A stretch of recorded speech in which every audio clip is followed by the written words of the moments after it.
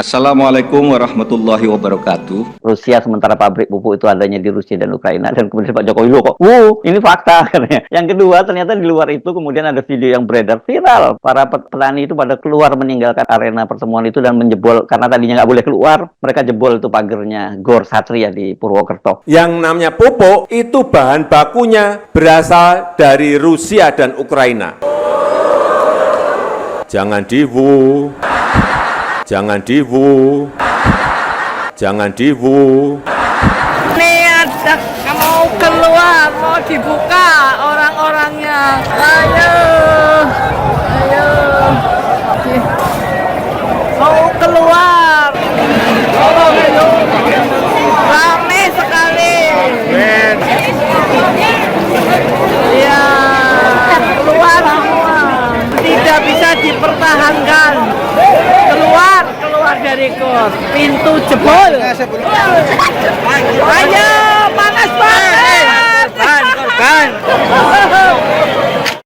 Ya memang tidak pernah terbayang kita, apalagi itu dilakukan. Kalau mahasiswa yang teriak abu itu kita masih masuk akal. Tapi kalau ini para petani, itu disebutnya kan media-media menyebutnya ini para petani, ini nggak pernah bisa dibayangkan. Nah, tapi dampak dari yang serius saya kira kan begini. Kemarin beberapa kali waktu kita sudah membahas bahwa terjadi perubahan voting behavior, terutama di kalangan pemilih muda ya, milenial dan Gen Z gitu. Dan tidak ada semacam sopan santun dari pihak Jokowi dengan mengancam bahwa kami akan ubah kandang banteng jadi kebun mawar. Sebetulnya bagi publik yang merasa bahwa era Jokowi itu sudah selesai, itu ditandai dengan olok-olok dari Banyumas, dan itu terutama dilakukan oleh kepala-kepala desa, dan itu artinya ribuan atau ratusan ribu rakyat yang diwakili oleh kepala desa juga punya perasaan yang sama terhadap cara Jokowi untuk menipu sebetulnya bahwa ada urusan apa Ukraina dengan pupuk itu. Ya memang itu ada urusan perdagangan global, tetapi pupuk itu mahal sebelum ada perang Ukraina, dan pupuk itu susah dicari bahkan ketika petani itu mampu membeli kan. Problemnya kenapa Jokowi nyari alasan di situ, dan alasan itu alasan yang konyol. Saya kira jadi serius kan. Selama ini kan kita tahu bahwa pemilih dari Jokowi itu tentu saja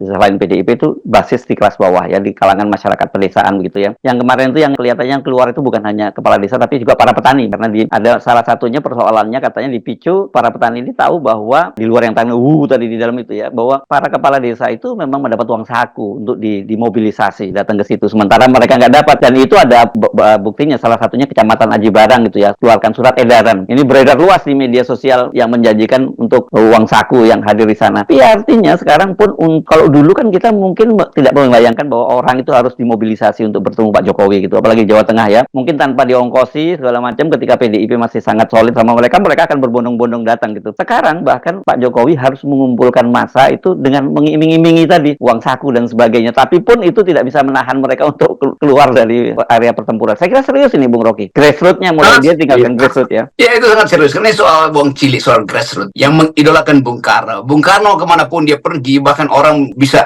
jual panci untuk datang dengerin pidato Bung Karno tuh. Dia Jokowi berpikir supaya Bung Karno kecil. Bahkan yang kecil pun dia nggak mampu untuk ucapkan itu kan. Jadi menghina wong cilik itu membuat mereka yang ada di akar rumput itu merasa ini pemimpin kami ini tukang tipu nih. Dan itu yang kemudian menunjukkan bagaimana PDIP akhirnya sadar bahwa kader mereka yang sebagai petugas partai itu sebetulnya petugas amplop, karena kerjaannya bagi-bagi amplop kan. Di kemampuan Jokowi itu betul-betul hilang tuh. Kita sayangkan betul bagaimana Jokowi dieluk-elukan oleh masyarakat sipil, dieluk-elukan oleh LSM, oleh mereka yang datang dari politik yang rada kiri itu, bahwa inilah tokoh kita nih, akan membuat revolusi, akan bersama-sama dengan petani, akan hidup bersama nelayan, akan tiba di kampung-kampung tuh. Iya, tetapi ide dia itu adalah membawa bantuan untuk membujuk rakyat, bukan karena rakyat paham tentang apa yang akan dilakukan Jokowi, tapi Jokowi mau membujuk, bahkan membujuk bukan dengan ide seperti Soekarno pidato berdiri di atas kaki sendiri itu. Ini Jokowi datang ke desa-desa berdiri di atas uang, berdiri di atas amplop. Jadi dia tidak berdiri di atas kakinya sendiri karena dia nggak punya kaki lagi tuh di PDIP kan. Nah, kaki-kaki Jokowi yang patah ini itu yang membuat dia makin lama makin panik tuh, dan kepanikan itu terlihat dari mobilisasi yang makin lama makin masif kan. Jadi sebetulnya kita perlu partisipasi bukan mobilisasi. Jadi palsu semua yang buktikan melalui lembaga survei bahwa dukungan terhadap Jokowi itu 80, mungkin sekarang udah 90%. Nah, lihat aja tuh.